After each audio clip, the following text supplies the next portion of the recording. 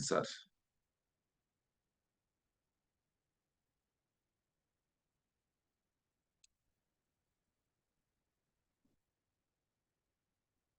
Ya pueden ver por ahí.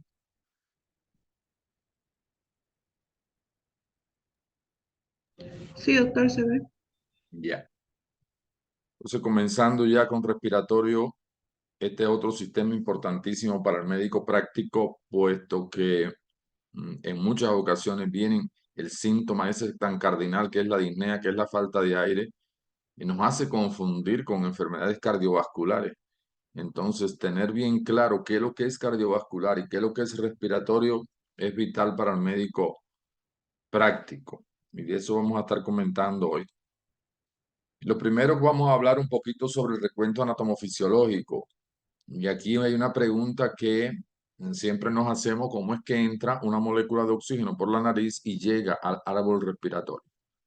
Entonces, esa molécula de oxígeno entra por la fosa nasal, luego entra por la boca porque muchos tienen respiración bucal, pero normalmente debe de entrar por la nariz, va a nasofaringe, la porción de la faringe que se comunica con nariz, y ella se abre la glotis, que entra por laringe, que corresponde al término de laringe, se abre la glotis y entra el aire a ese nivel, pasa por la tráquea y va a los bronquios.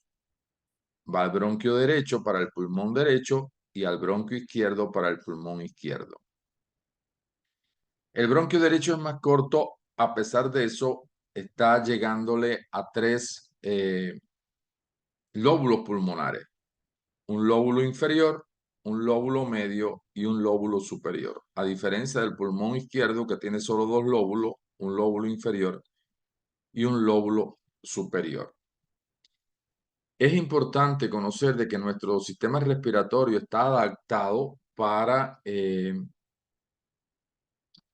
librarnos de las infecciones. Es decir, hay ciertos momentos en el recorrido del árbol respiratorio que nos ayudan a evitar que tengamos una neumonía, una bronconeumonía, por ejemplo. Cuando nosotros llegamos a orofaringe, a nivel de las amígdalas, tenemos el anillo de Waldeyer. Es un grupo de ganglios linfáticos que nos defienden ahí de las infecciones. Por eso es tan importante a la mamá decirle que trate bien al niño con faringitis, con amigdalitis, para evitarle en un futuro una operación, una amigdalectomía, porque le llevaría el anillo de Waldeyer y le estamos llevando ese primer momento de nuestro sistema inmunológico de defensa ante cualquier injuria. El otro elemento que tenemos y que es sumamente importante es la temperatura local de esta vía. Por eso cuando la COVID se hizo muy evidente de que nuestros médicos orientaban a hacer gargarismo y hacer vaporizaciones, porque es importante tener bien limpia la orofaringe, la faringe, la nasofaringe, tener bien limpia la vía respiratoria, porque aquí muchas veces colonizan los gérmenes a nivel respiratorio alto y si eso no está limpio, van al tracto respiratorio inferior. Y lo mismo pasa con la temperatura local. Debe haber una temperatura que esté húmedo y tibio para que se les sea más difícil a los gérmenes invadir el tracto inferior. Una vez que estamos en el tracto inferior, sí tenemos un epitelio ciliar que tiene cierto movimiento y todo cuerpo extraño que llega trata de ser eliminado. Y es la mayor parte de las veces eliminado por otro mecanismo de defensa sumamente importante que es la tos. La tos es un mecanismo de defensa que yo no puedo cortar. Cuando me llega un paciente a la consulta diciéndome que tiene mucha tos, solamente que fuera un niño que le compromete la alimentación y el sueño, tiene criterio de dar un antitusígeno. Pero si es un adulto, el mejor antitusígeno es el agua. Por tanto, no vamos a tratar siempre de no cortar el mecanismo de la tos porque es un mecanismo de defensa para todo lo que está ahí a nivel del tracto respiratorio y muchas veces fuera del tracto respiratorio, que se estimule el reflejo y eso haya un mecanismo que expulsa la secreción. Recuerden que el reflejo de la tos ya preguntado en el caso clínico de cardiovascular, porque el paciente tenía una tos con esputo asalmonado, hay un estímulo, hay receptores mecánicos sensoriales que identifican ese estímulo, lo llevan al centro de la tos a nivel del bulbo, se procesa la información, baja al asta anterior de la médula espinal en la neurona motora, nervio periférico, diafragma. El diafragma se contrae, aumenta la presión intratorácica, se abren las cuerdas vocales, se abre la glotis y yo puedo expulsar el contenido que tengo dentro. Entonces, ese es un reflejo que siempre tenemos que tener muy claro. Desde el punto de vista anatomofuncional, también es importante el mecanismo de la hematosis. Si miramos esta otra figura acá, nosotros sabemos que a nivel terminan los bronquios y vienen los alveolos, los sacos alveolares, que son importantísimos porque ellos ahí almacenan el oxígeno que viene del aire alveolar. Del aire alveolar llega el oxígeno y existe lo que se llama hematosis, que es el intercambio de ese oxígeno. Yo meto ese oxígeno al interior del capilar pulmonar y saco el CO2 que traía de la sangre no oxigenada. Recordemos de anatomía de cardiovascular cómo la sangre que venía de la cava superior, cava inferior y seno coronario, que llegaba a la aurícula derecha, pasaba al ventrículo derecho, ahí al territorio de la arteria pulmonar, y a nivel de los capilares ocurría la hematosis. Para oxigenarse la sangre, ocurrir este proceso que estamos mirando, oxigenarse, ir a las venas pulmonares, entrar a la aurícula izquierda, ventrículo izquierdo, y salir por la aorta para oxigenar todo mi cuerpo. Y a eso le llamábamos circulación mayor y menor, un tanto que recordando el encuentro anterior. Esta es una pregunta que hicieron como corresponde también a oído, que es respiratorio, respiratorio alto. Han hecho esta pregunta: ¿cuáles son los huesecillos o los huesos del oído medio? Aquí tengo pabellón auricular, conducto auditivo externo y tengo la membrana timpánica.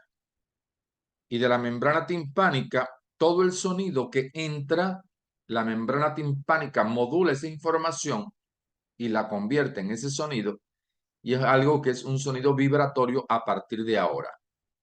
Entonces, el martillo se pone a vibrar cuando llega ese sonido, le transmite la información al yunque, continúa vibrando y este le transmite la información al estribo y continúa vibrando. Y el estribo se comunica con el oído interno a través de la ventana oval. Ya en el oído interno tengo el aparato coclear que guarda relación con el aparato, con las fibras nerviosas del nervio auditivo. Y entonces ya la información se transmite en forma de ondas vibratorias, se identifica por el aparato coclear que hay un sonido y este le transmite a través del octavo par craneal, transmite esa información para que sea procesada a nivel del tallo cerebral. Entonces, esta sería la importancia de los huesecillos del oído medio. Han hecho la pregunta de soplos pulmonares. Aquí le traigo estas figuras un tanto para recordar clase anterior. Seno coronario, recuerden que era toda la parte venosa de la circulación del corazón, drenaba al seno coronario, que estaba en el centro del músculo cardíaco, y este seno coronario drena a la aurícula derecha. Por tanto, toda la sangre venosa del corazón llega a la aurícula derecha para combinarse con la que viene de la cava superior, cava inferior, e ir a los pulmones a oxigenarse. Cuando yo, el soplo pulmonar, y por eso es el primero que tengo acá, y el que quiero que no se les olvide nunca, el soplo tubárico o tubario, es el soplo que aparece en las condensaciones pulmonares, pero sobre todo el producido por el neumococo, producido por el neumococo. Entonces es un soplo que pareciera un soplo cardíaco, pero cuando yo lo oculto atrás, en el dorso, en los pulmones, estoy en ocultación respiratoria, cuando yo lo oculto, encuentro que alrededor del soplo hay una corona de crepitante. Entonces yo digo, esto no es un soplo cardíaco, esto tiene que ser un soplo tubárico, porque mi paciente además de eso tiene fiebre, tos, expectoración. Entonces, en ese sentido, no olvidarnos del soplo tubárico. El soplo cavernoso o cavitario, propio de las enfermedades que cursan con caverna. Por tanto, no se me va a olvidar la tuberculosis, los accesos, ¿verdad? Que muchas veces cursan con cavernas. Entonces, este soplo cavernoso o cavitario, dice aquí la tipología, la onomatopeya, dice es un soplo de tono bajo, inspirado, se imita pronunciando la O en voz baja. Cuando usted dice la O en voz baja, así pareciera lo que usted está ocultando en nuestro pulmón. Y esto aparece cuando las cavernas, cuando esas cavidades tienen un tamaño mayor de 4 centímetros. Tenemos otro soplo que es el soplo anfórico. Y el soplo anfórico tiene un timbre metálico. Tiene un timbre metálico. Es un soplo que cuando usted ausculta se siente bien y se hace diferente a los otros dos soplos, al cavernoso y al tubárico. Y además se ausculta sobre todo cuando el paciente está tosiendo. Se ausculta sobre todo cuando el paciente tose. Lo voy a ver muchas veces en el neumotórax.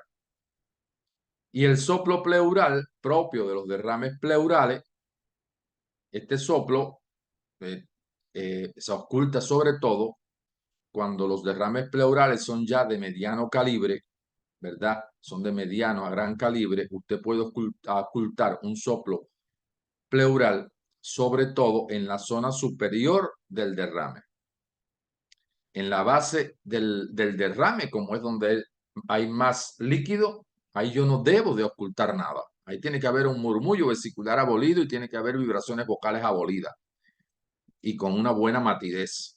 Entonces es muy difícil y se imita la onomatopeya del soplo pleural, es diciendo, se imita pronunciando la E de forma débil durante la expiración. Durante la expiración. Entonces es el sonido que pareciera.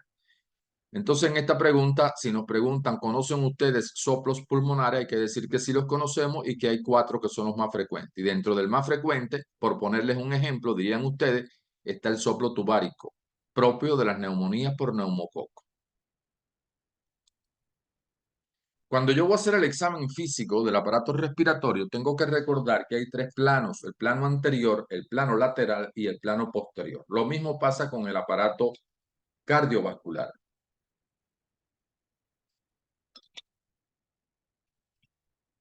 Lo que sucede es que por orden de frecuencia y por la que muchas veces tenemos un tiempo limitado para ver nuestros pacientes, auscultamos o examinamos cardiovascular en el plano anterior y examinamos respiratorio en el plano posterior. Pero saber como pregunta de que existen 3 planos de examen físico de respiratorio y de cardiovascular. Ahora, en la inspección del aparato respiratorio, yo tengo que saber que hay una inspección estática y una dinámica.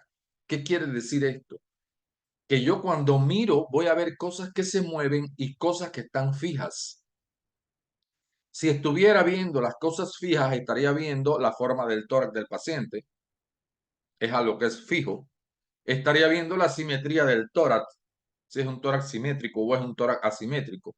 Estaría viendo el diámetro del tórax en su parte antero-posterior para hacer diagnóstico diferencial con el paciente enfisematoso. Son cosas que no se mueven, son cosas que están estáticas, ¿verdad? Podría estar mirando si defino bien el ángulo de Lewis, este ángulo que es muy importante para nosotros porque nos delimita el segundo espacio intercostal. Esto es importante. Estaría viendo si hay deformaciones. Estaría viendo si hay cicatrices en esta zona anterior o posterior. Porque si hay cicatrices, yo tengo que preguntarle a qué se debe esa cicatriz que tienes. No vaya a ser que haya tenido un trauma anterior, que haya tenido una operación anterior y sea importante para el diagnóstico que estoy pensando en este momento. Entonces, siempre en inspección respiratoria hablamos de una inspección estática y una inspección dinámica. Y en la inspección dinámica es todo lo que se mueve. Bueno, en la estática también no olvidarnos de la cianosis. Yo puedo estar mirando a un paciente cianótico, eso es estático. Y no olvidarnos de los dedos hipocráticos en palillo de tambor del paciente respiratorio crónico. Eso es estático también. Ahora, de forma dinámica, lo primero que se me ocurre mirar es la frecuencia respiratoria. Déjame ver cuál es la frecuencia respiratoria. Yo siempre le digo al estudiante que ponemos al paciente en decúbito supino, nos hacemos lo que estamos palpando el pulso y miramos la respiración torácica abdominal o tóraco-abdominal. Y en ese sentido ya estamos midiendo la frecuencia respiratoria. O nos ponemos por la parte de atrás del paciente en posición de pie, posición sentado el paciente, y también pudiéramos estar evaluando la frecuencia respiratoria, pero nos gusta más la primera que le decía. Eso es algo que se mueve. Frecuencia respiratoria se mueve. La amplitud respiratoria se mueve. Yo estoy viendo cuánto se expande y cuánto no se expande mi pulmón. Por tanto, expansibilidad torácica yo la puedo ver a la inspección. Estoy viendo en un niño sobre todo el aleteo nasal. Eso se ve que se mueve. Hay aleteo nasal. Entonces, hay algunos elementos que me permiten a mí evaluar cosas estáticas y cosas dinámicas en el aparato respiratorio y que tengo que escribirlo en la historia de mi paciente cuando vaya a discutir el caso, o por lo menos saberlo. Luego pasamos a la palpación. Y en palpación tengo dos maniobras importantes. Voy a hacer palpación en vértice y palpación en base. Y las dos maniobras son la expansibilidad torácica y las vibraciones vocales. Fíjense cómo pone el explorador, cómo pone sus manos para evaluar expansibilidad torácica. A ambos lados de los paravertebrales, estoy poniéndolos acá, lo puedo hacer en el plano anterior, y le voy a decir al paciente que agarre y suelte aire continuamente. Y yo voy a ver cómo se desplazan mis dedos. Y tienen que desplazarse de forma igual. No puede ser que este se desplace y este otro esté fijo, porque eso ya me está traduciendo una disminución de la expansividad torácica en uno de mis dos hemitóratas. Esto que está haciendo el examinador sería a nivel de bases. Y la expansividad torácica la mido también a nivel de los vértices. Entonces pongo mis manos acá arriba con mis dos dedos también juntos, pero a nivel del vértice. Y la otra maniobra de palpación se llama vibraciones vocales, que lo hacemos con la región hipotenar de la mano. Nunca lo hacemos con la mano así, porque aquí queda un hueco y esto interfiere con la resonancia de la voz, porque el paciente me va a decir 33. Entonces yo tengo que hacerlo con estas zonas, región hipotenar, y colocar, mire cómo lo tiene la mano el señor, y colocarlo en los espacios intercostales. Nunca puede ser sobre el hueso tampoco. En los espacios intercostales, y voy a hacerlo de forma simétrica comparando un emitor con el otro. Eso se llama vibraciones vocales. Le decimos al paciente que diga 33 y tenemos un recurso que tenemos que aprendérnoslo, y es que las vibraciones vocales, van a buscar un videíto que hay por ahí, las vibraciones vocales corren bien, vuelan mal y se ahogan. Corren bien significa que en los procesos de condensación inflamatorio tumoral están aumentadas. Vuelan mal quiere decir que en los procesos que hay atrapamiento de aire están disminuidas. Y se ahogan quiere decir que en los procesos donde hay líquido, en el derrame pleural de cualquier etiología, están abolidas. Entonces es importante esa interpretación porque hace diagnóstico de mi paciente.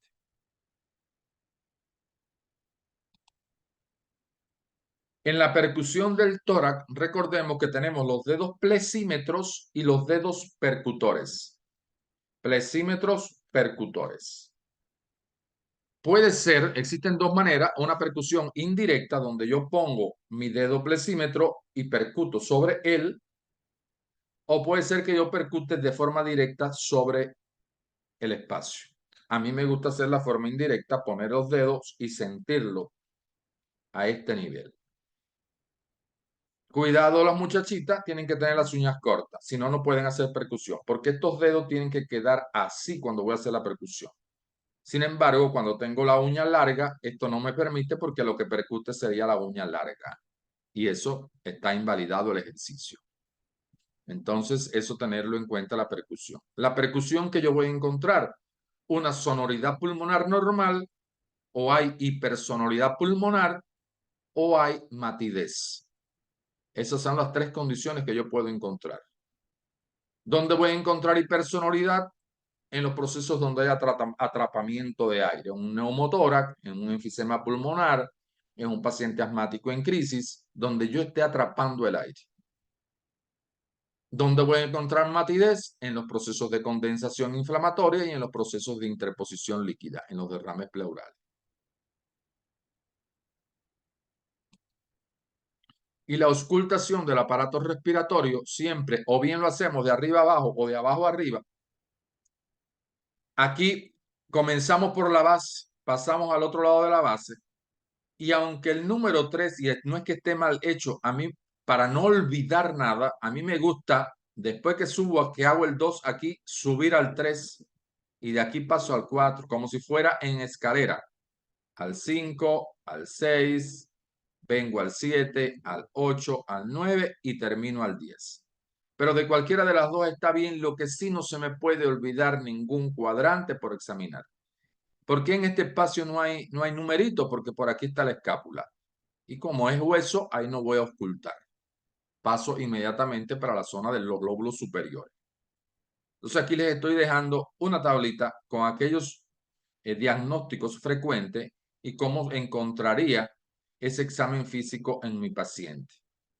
Pero si usted sabe interpretar la inspección, la palpación, la percusión y la auscultación de forma normal, no tiene por qué equivocarse cuando le llega un paciente.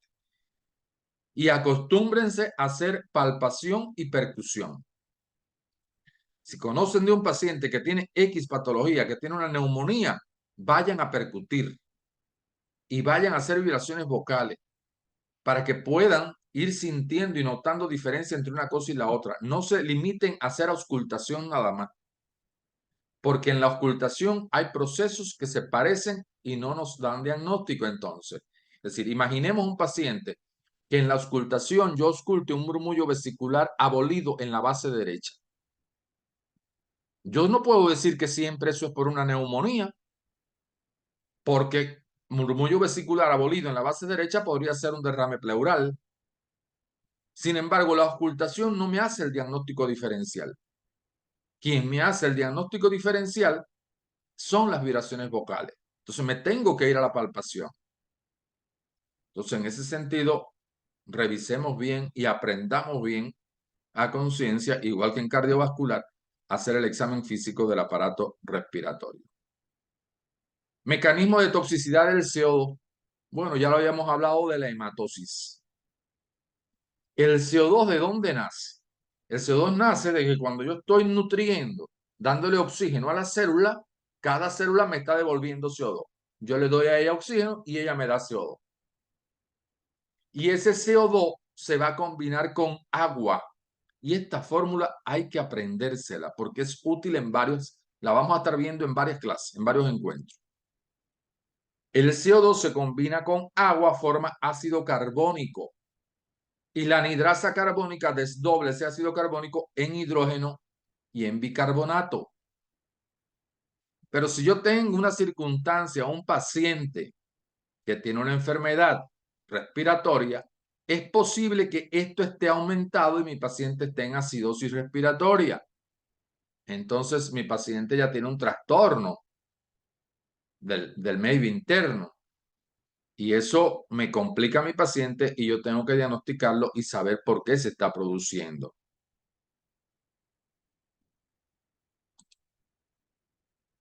Esto se llama curva de disociación de la hemoglobina.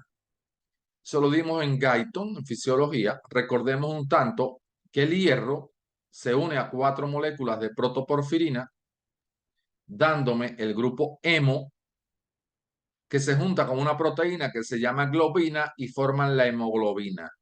Y la hemoglobina carga el oxígeno.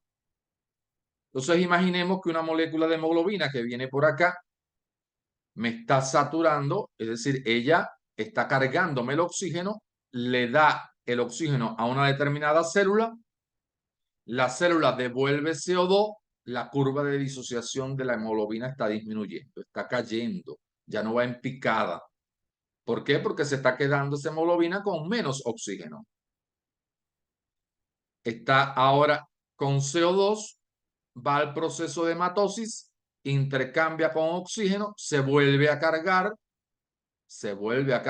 la hemoglobina entonces vuelve la curva a aumentar, se vuelve a cargar de oxígeno y hace el mismo proceso, intercambiarlo en otra célula diana, ella devuelve el CO2 y viene el mismo proceso para nosotros ir oxigenando y eliminando lo tóxico. Entonces, en ese sentido, recordarlo bien en el proceso de hematosis. Hay una pregunta que han hecho de intoxicación por monóxido de carbono. Clínicamente, mi paciente está con mucho dolor. Recordemos cuando vamos al Alto, a La Paz, lo que nos pasa. Mi paciente está con dolor de cabeza, decaído, pierde fuerza. Cuando estamos caminando en el Alto casi ni podemos caminar, al menos las veces que yo he ido. Da falta de aire, puede haber manifestaciones. La última vez que fui a La Paz no me dio nada de falta de aire ni cansancio en esta cosa y fue el tracto gastrointestinal. Estuve con muchos vómitos y con diarrea. Entonces, toma del tracto gastrointestinal y puede llegar al desmayo, a los mareos.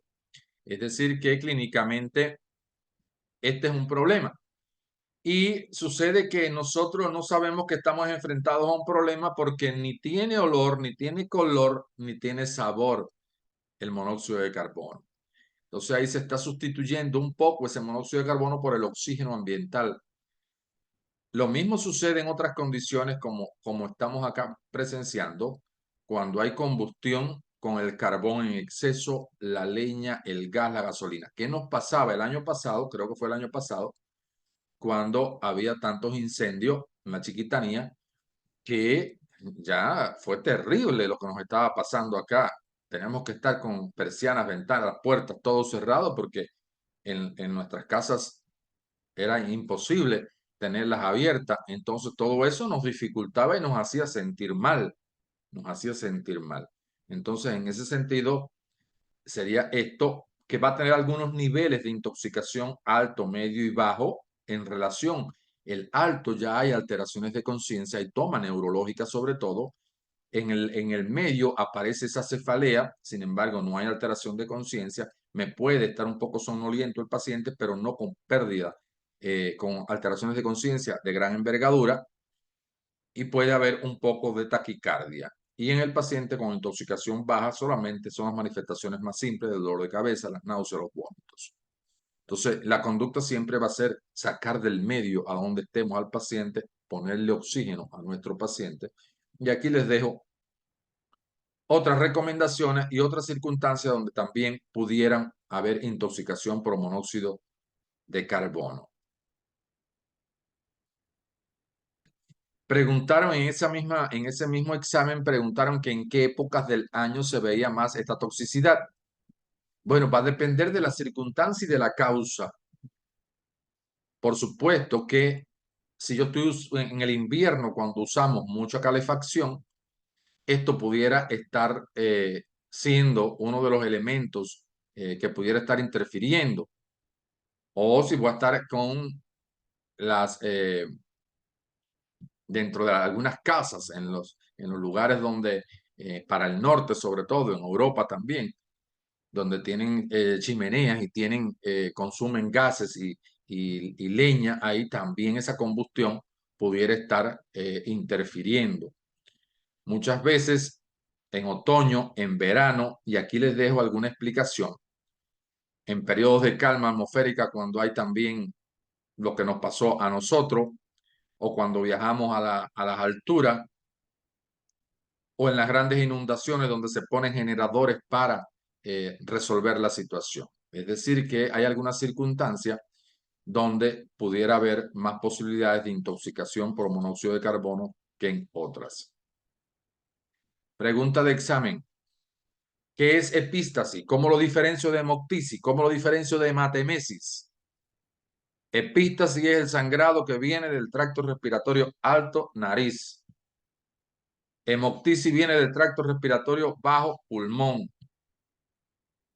Hematemesis viene del tracto digestivo, estómago o esófago. La hematemesis es una sangre que viene combinada con alimentos muchas veces y es oscura, precedida de náusea. La hemoptisis es una sangre roja, rutilante, aereada, espumosa. Viene de pulmón y precede un cosquilleo retroesternal, un cosquilleo retrotraqueal, un cosquilleo traqueal. Hay tos y luego viene el esputo hemoptoico. Y la epístasis es el sangrado de la nariz. Y de acuerdo a la localización de ese sangrado, puede ser anterior, posterior o superior. Y tiene que ver con la circulación a nivel de la nariz. En la porción anterior, el sangrado anterior es porque están los vasitos del plexo de Kleisbach son los que están comprometidos. En la posterior es la arteria esfenopalatina la que está comprometida y en el superior son las arterias hemoidales anterior y posterior las que están comprometidas. Esta de acá adelante, el anterior muchas veces es algo traumático. Muchas veces la del territorio posterior a la de esfenopalatina, miren lo que dice aquí, es producida por la hipertensión arterial. Entonces, por supuesto que un paciente con epístasis, a mí no se me puede olvidar examinar tensión arterial porque es causa de ruptura de pequeños vasos. Ya sabemos lo que nos pasa a nivel cerebral. Entonces, si nos preguntaran lo que es epístasis, ya sabemos que conceptualmente es el sangrado proveniente de la nariz, que tiene tres tipos, el anterior, el posterior y el superior, en dependencia del territorio arterial comprometido. Y lo que vamos a hacer es tranquilizar a nuestro paciente. Muchas veces tenemos que vienen muy ansiosos porque están botando sangre por la nariz. Entonces, muchas veces tenemos que utilizar sedante. Podemos sedar a nuestro paciente, le ponemos un diazepam intramuscular, no va a pasar nada. Se coloca al paciente con la cabeza inclinada hacia adelante, hacia abajo, de manera tal que se yugule un tanto el sangrado